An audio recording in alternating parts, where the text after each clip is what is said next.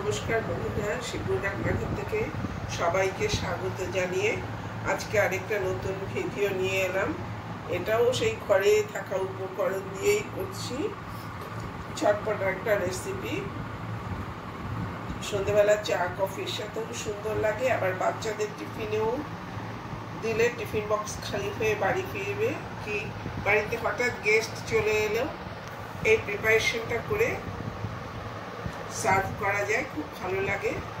তার জন্য আমার লাগছে 6 পিস পাউরুটি নিয়েছি, স্লাইস পাউরুটি, একটা পেঁয়াজ গ্রেট করে নিয়েছি, আদা 1/2 ইঞ্চি, একটা কাঁচা লঙ্কা, 2 কোয়া রসুন, গাজর একটা আলু আর 2 রঙের ক্যাপসিকাম, আর থাকছে একটা টমেটো। তাহলে পাউরুটিগুলোকে আগে ছোট ছোট টুকরো করে কেটে নেব।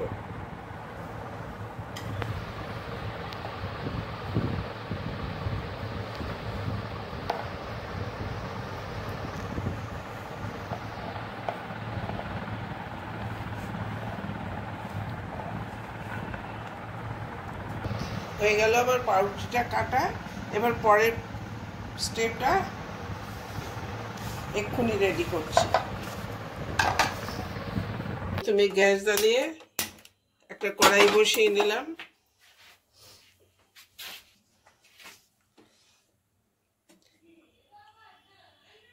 এক টেবিল চামচ সাদা তেল দিয়ে দিলাম। প্রথমে সবজিগুলো একটু ভেজে নেব।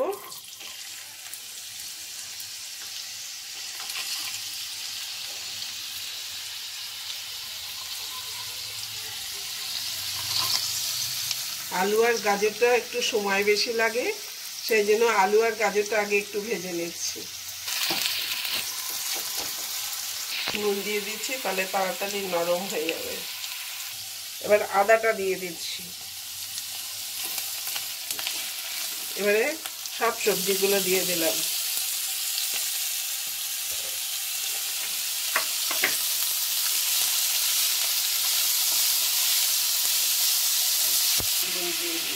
তো একটু নুন দিয়ে দিলাম। আর এটা খুব চটপটা একটা রেসিপি, খুব তাড়াতাড়ি হয়ে যায় ঘরে থাকা উপকরণ দিয়ে, আর মুখরোচক, বাচ্চাদের টিফিনে দেওয়া যায়। সন্ধ্যেবেলা চা জল খাবার যে খাওয়া হয় তখন দেওয়া যায়, খুব তাড়াতাড়ি হয়ে যায়। আধখানা টমেটো দিয়ে দিলাম।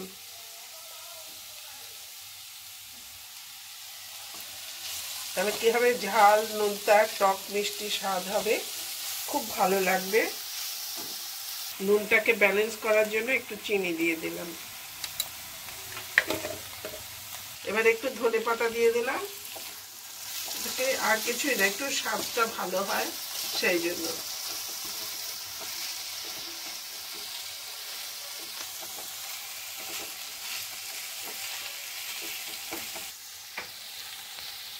পুরোপুরি ভাজা হয়ে গেছে, সেদ্ধও হয়ে গেছে সব সবজিগুলো।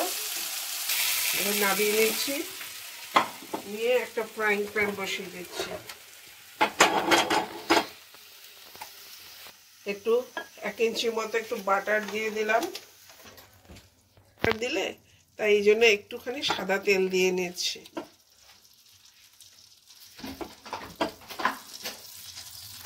হাফ চামচ মতন সাদা তেল দিয়ে দিলাম। এবারে কেটে রাখা ব্রেডটা দিয়ে দিচ্ছি।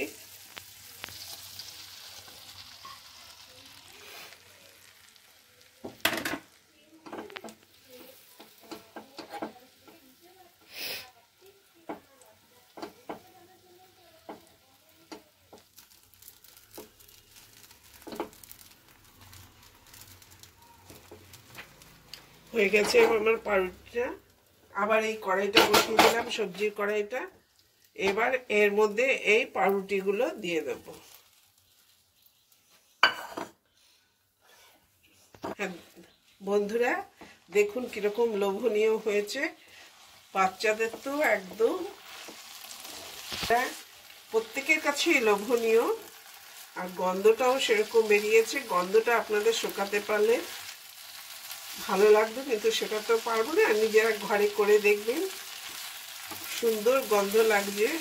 দেখতেও সুন্দর, খেতেও ভালো লাগবে নিশ্চয়ই। আপনারাও ঘরে এইভাবে করে দেখুন কেমন লাগে।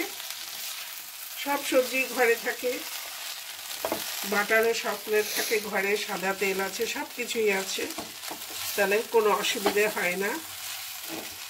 একঘেয়ে রুটি তরকারি এসব তো ভালো লাগে না, একটু ঘুরিয়ে ফিরিয়ে খেলে স্বাদটাও পাল্টায়, ভালোও লাগে।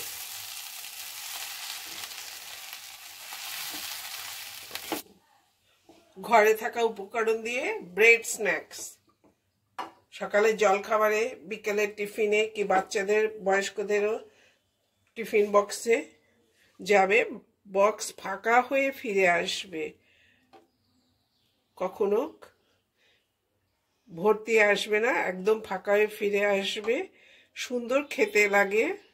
বন্ধুরা, এবার হয়ে গেল ব্রেড স্ন্যাক্স। বাচ্চাদের টিফিনের জন্য কি বয়স্কদের টিফিনেও এটা দেওয়া যায়। সন্ধ্যাবেলা চা জল খাবারের সাথে, কি হঠাৎ বাড়িতে গেস্ট এলে চটজলদি এটা মুখরোচক একটা স্ন্যাক্সটা রেডি করে দেওয়া যায়। খুব কম সামান্য তেলে আর বাটার লাগে, তার জন্য ঘরে থাকা সবজি দিয়েই আমি করলাম। বন্ধুরা, যদি ভালো লাগে করে খেয়ে দেখে আমাকে বলবেন কমেন্টের মাধ্যমে যে কেমন লাগলো। যদি ভালো লাগে সেটাও বলবেন, খারাপ লাগলে সেটাও বলবেন। আর প্লিজ সবাই একটু সাবস্ক্রাইব করে দেবেন, আত্মীয় বন্ধু পরিজনের সাথে একটু শেয়ার করে দিলে ভালো লাগবে, কারণ আপনাদের জন্যই এই পথটা আমাদের এগিয়ে যেতে সুবিধা হবে।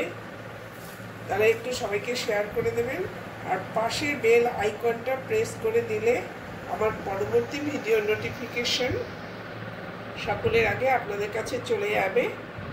তাহলে আজকে এখানেই শেষ করছি। সবাইকে স্বাগত জানিয়ে সবাই সুস্থ থাকবেন, ভালো থাকবেন। পরবর্তী ভিডিও নিয়ে শিগগিরই আসছি। ধন্যবাদ জানিয়ে শেষ করলাম।